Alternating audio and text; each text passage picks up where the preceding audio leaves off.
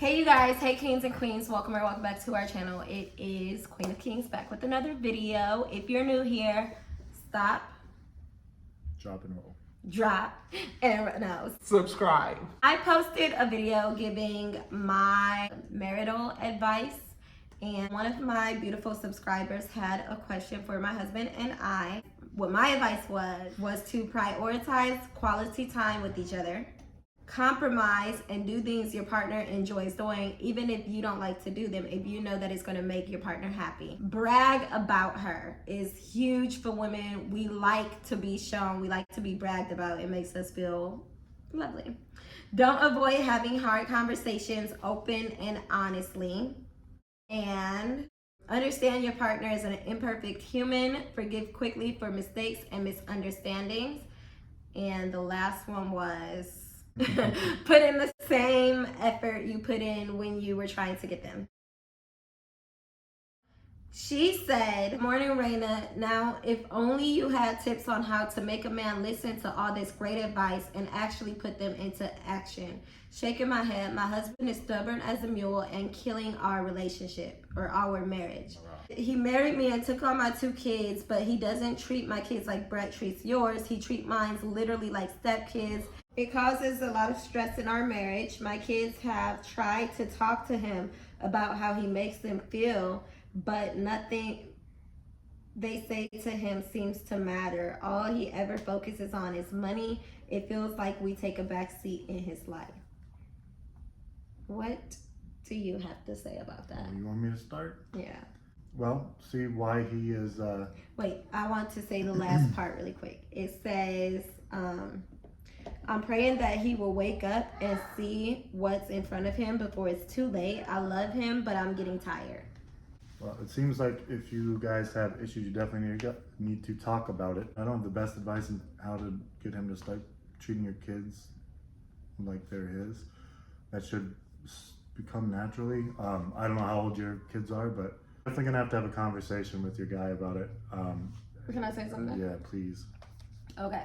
Let me ask, because y'all say I cut him off, but sometimes our thoughts work like that. Like he feeds off of me and I feed off of him. Not to be rude, but I feel like, where are my little curly pieces? I feel like I'd have to like talk to both of them and figure it out. Because if I you feel want a Dr. like Phil situation, then it's like you got to see what the guy is actually like. You don't really have to see what he's like. If he's not treating her kids like they're married and they've been married, then he doesn't want to treat, and he doesn't feel like the kids are his. If right? That's what he's feeling. Yeah. So if you don't, it doesn't matter what he says. A man's actions is their loudest words. It doesn't matter if he says, yeah, I feel like the kids are my own, but he shows otherwise. That's truly how he feels. My best advice is so. You said he was gonna let me say. Yeah, I'm gonna cut you off. But my best advice is if he's got kids with you, he's got to look at your kids together as, in order for them to be successful, they've got to have happy, successful brothers and sisters as well. So even if he's selfish that way, you got to think, when our son grows up, if I treated Roz and Raiden differently and negatively, like redheaded stepchildren, then when they grew up, they'd have some sort of complex or something like that, and then Race would kind of have to have nobody to lean on himself or because you're saying because if you treated Roz and Raiden like that, then that energy is going to go off to Race, right? Like they're going to feel some type of less likely to be successful. Race. There's less likely to be successful, to be able to help out your son when he grows up. If Race ever comes to a need and needs his brothers in the future, then they're not good or successful people. Yeah. He has nobody to lean on. I've got 2 good brothers. I definitely got one that's able to take care of himself very well. Talk a little bit. Try to project your voice until we get a mic, because even on the sitting down, this is what life is like. I want to sit down with Daddy. You don't want to sit down with Mommy? Yeah, I want to sit down with Daddy. Watch this week. I'm gonna sit still, buddy. For me to naturally, I honestly wouldn't want to treat his brothers any different, because I was there since they were young. Yeah, that makes a difference too. I don't know how old your kids were when you got in your marriage. I feel like it's harder for an older kid to become that, like, naturally feel like it's a father to them. Well, I was there when they were young, and they were very receptive to me. So if I was like kind of standoffish or anything like that, which is natural for most, men, if I was any sort of standoffish, the kids were very like accepting for me to be their dad. Raiden had me take up that position, verbally. But also, like I was saying, I don't know if you could hear me, but when Grace grows up, if his brothers had like any sort of complex, or if each one of these kids, we're going to try to get them a house, whatever college we can get. I want them all to do well, because they're going to either grow up to be successful and help each other out as a little brother community. Hey, you want to help me with this, help me move into my spot, whatever. Or they're going to be lowlifes and only asking for help from the one kid that we made successful. That's it. And then taking his resources, dragging him down. That's a good point. Yeah, because if you've got some 7, 12 different brothers. If any of them I've been there. Yeah. If any of them are treated any sort of different, or you actually got some brothers or sisters that might not be as well off as them. They're very needy and stuff like that. So you just want to make sure everybody's set up. Everybody is set up to succeed. And so we can. Because it makes, and it makes the betterment for everybody. But yeah, it's a big community, big family. But if you want to be selfish, think about it that way. And then it's a good selfish. Just like helping people makes me feel good. But just have the kids, treat them like your own. Make sure they don't have any complexes. Don't let them feel any sort of way. So what he's saying is, if you do want to be a selfish man, then treat the kids as your own for selfish reasons. Treat those kids as your own, so that they don't drag your own child down, or so that when they grow up, they have a community to help one another. The better. It's all for the betterment. What would be better, his brothers, Race's brothers, or your brothers, being doctors or athletes or lawyers or whatever, or them being just attention needy, like drug addicts or sex addicts or whatever, people that just need that attention. That's all they do is just. But not even to go that far, because I feel like not every kid that had a terrible stepfather is going to be just a terrible person. But it's still it gives it a chance. It gives it, with statistics, people that are in jail, don't really have a father there to help out, stuff like that. So it's just, why not add to that statistic? For me personally, I would have never in a million years married Brett if he didn't show that he could take on that role before I married him. That was always huge for me. Like, that, right? So I feel like, and I'm not being rude when I say this, but I don't know how you could have even ever married that man, because you have had to know this before you got married. I'm sure he didn't just start treating your kids like the evil stepdad. I'm sure that energy has been there before you said I do. So now that you did say I do, well, we feel like the only way out of a marriage is adultery. I feel like your husband being exactly the man who he was when you married him is not a reason to divorce him, right? Because she's always known this.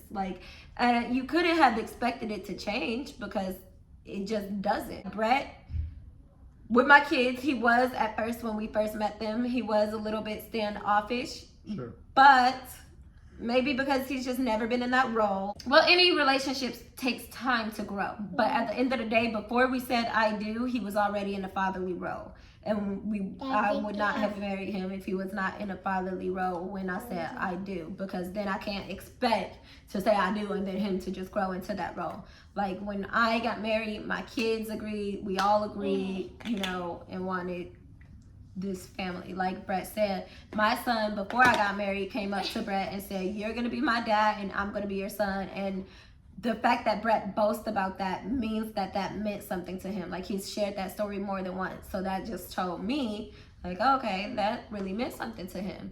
On top of his actions showing it. On from just, that whole stepchild situation, I've not ever had to play the stepmother role or be in the stepmother role. My daughter, and she don't treat her like it's her own. Are we serious right now? That's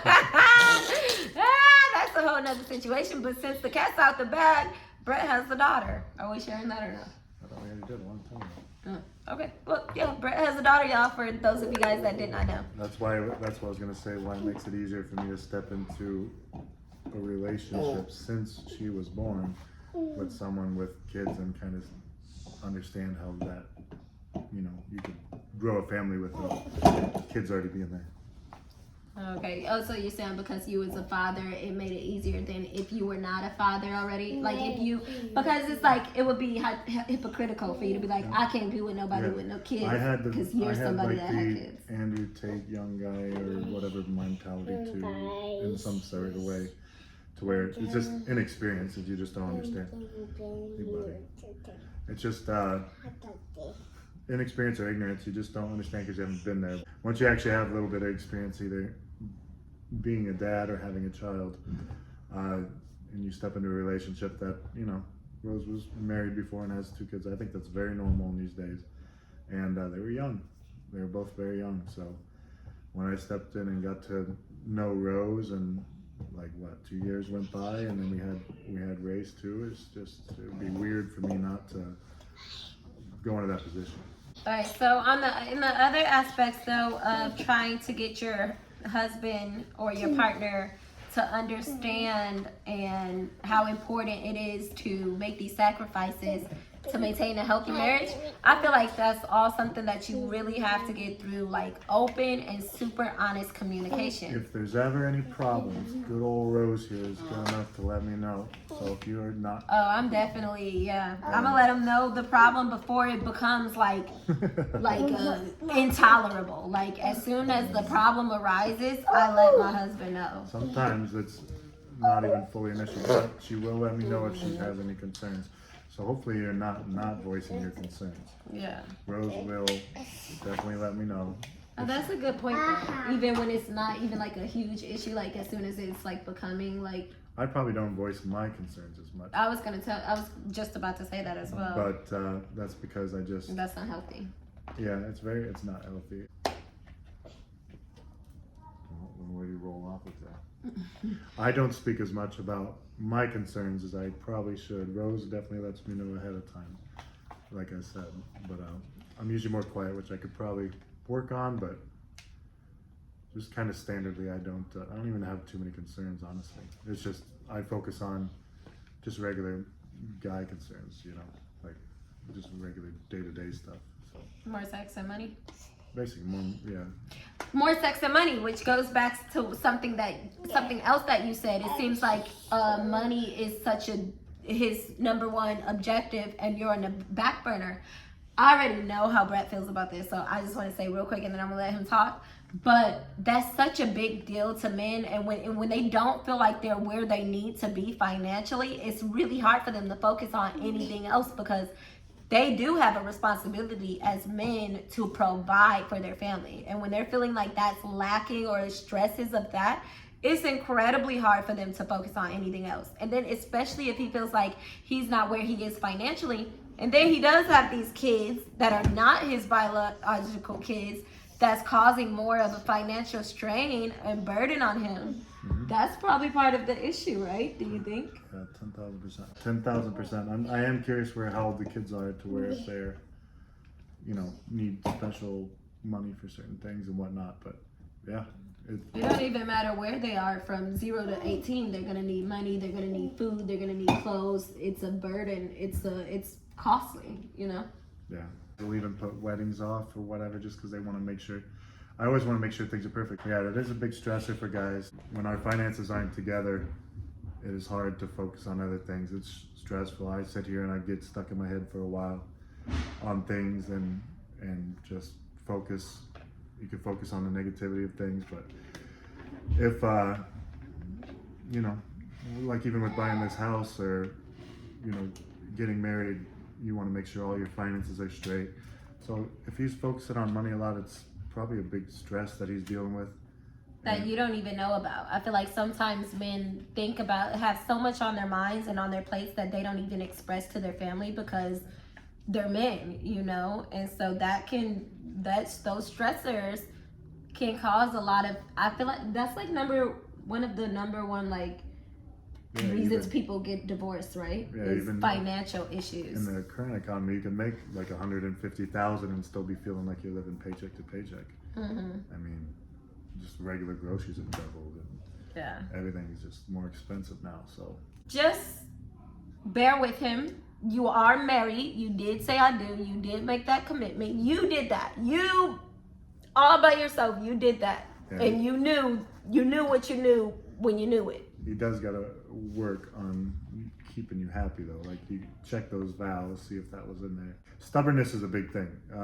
It can get in people's way a lot. So if he's being stubborn, sometimes the reality. Don't, sir. Don't be stubborn. Like, what's the point? You gotta live with this woman for the rest of your life. You said I do. Like, do you want to live miserably or do you want to live happily? Yeah. You get to decide that, because a miserable woman can make your life hell, but a happy woman can make your life literally like everything. Like, right? Yeah, when she's upset, ain't no fun in the house. So make me happy. Tickle. No, but really, it is true, sir. Hopefully she does show you this. Don't be stubborn. My husband's right when he said that. Like, I get stubborn sometimes too, and it's just like with siblings, you do it. With marriages, you do it. Any sort of roommates do it. When people are living together, any you relationship, you just do it. Yes, there's just that fucking stubbornness, and you just be the bigger man and got to get through it. And yeah. you do.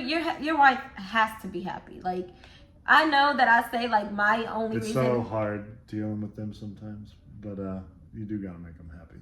No, I say that the only reason that I would divorce my husband is from adultery, but it would very much suck just being miserable in a marriage. Like, ugh, I couldn't imagine. Like, communicate with each other.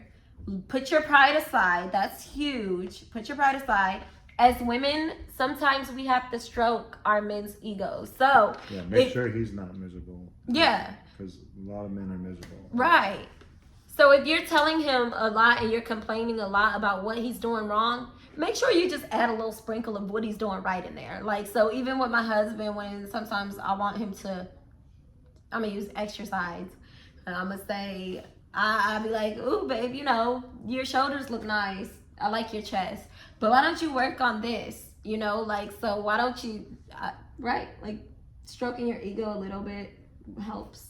Yeah, stroking my ego. Babe, that too, but stroke his ego more than anything, for sure. Just a little bit. I feel like they're a little bit ego driven. So Yeah. if you do that a lot, if you show your gratitude for the things that he does for you, it does make them want to do more for you. It does. Yeah. Don't want to be naggy. Don't want to be. It's that stubbornness. I'm sure the woman's got it too. You guys, I don't know what the issues are at your house fully, but if there's stubbornness, then it'll ruin the whole thing.